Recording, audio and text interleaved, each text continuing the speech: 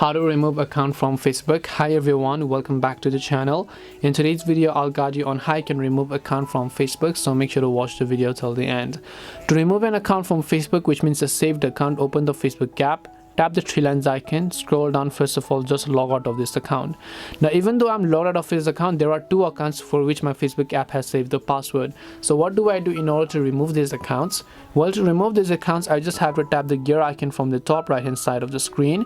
Once you tap the gear icon over here, you just need to select the profile that you might want to delete. So just select a specific account that you want to remove, and then just tap the option called remove profile that you see over here in order to successfully remove the specific profile.